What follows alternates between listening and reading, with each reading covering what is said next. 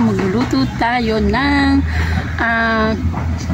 tinolang manok. So mangunguha tayo ng gulay para makalibre tayo sa gastos ng ating tinola. So ayan, mangunguha tayo ng fresh na dahon ng sili at saka tanglad at saka syempre ang ating papayang tanim. So ayan, samahan niyo ako guys. Yan, dahon ng sili. At mangunguha na rin tayo ng bunga ng sili. Yan. Yan siya. Ay, tanggal natin pang isa.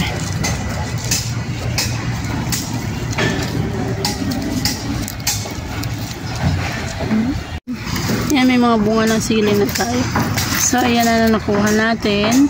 So, dadagdagan uli natin yan. Ang sili pa. Diretso lagyan natin to sa ating suka.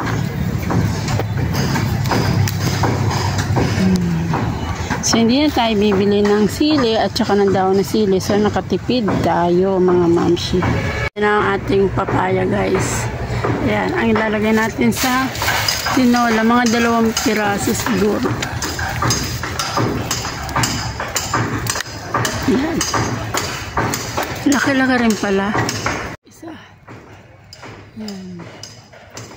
So, ayan, 2 papaya nakuha. Ito naman ang kukunin nating tanglad. So, ito talagang kagandahan mga mamshi. Kapag may tanim ka talaga, nakakamenos ka sa expenses. Ayan. So, okay na siguro to.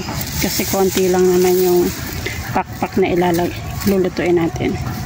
So, ayan din ang ating turmeric. Ayan. Harvestin natin yan pag natuyo yan ang dahon. Nating na-harvest na dahon ng sili. At saka siyempre ang ating papaya. Ayan. Tsaka ang ating tanglad. Siyempre meron na tayong luya, sibuyas. Siyempre ang ating magic sarap, paminta. At ang ating, ayan, pakpak ng manok, mga 5 pieces lang naman. Yan. So, mag-umpisa na akong mag-prepare at magigisa na tayo. Yan. Ready to cook na tayo. Na natin to, nabalatan na natin ang ating papaya. Nahugasan na natin ang ating dahon ng sili. Ayan. Luya, sibuyas at ang ating tanglad. Ang ating pakpak ng manok, nahugasan na rin. Etong asin natin. Tapos meron tayong canola oil. Ang ating, ayan, paminta. So, ready to cook na tayo mga mamshi. Ayan na tayo ng canola oil. Ang ating luya. Natin itong ating tanglad para lumasa talaga siya. Ayan.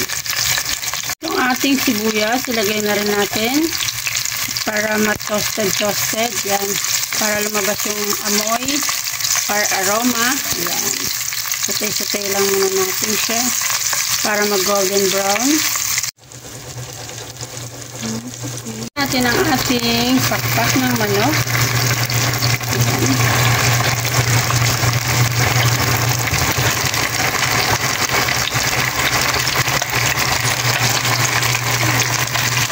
Golden brown muna natin siya bago natin siya lagyan ng tubig natin. Yan, medyo nagisa-gisa na siya. Maglagay tayo ng asin. Pamintang durog to. I-mix-mix lang natin siya. At ilalagay na rin natin dito ang ating luya. Ang ating papaya para sabay-sabay silang lumambot. Natin para lumambot ang ating papaya. Check natin at maglalagay na tayo ng tubig. Ayan.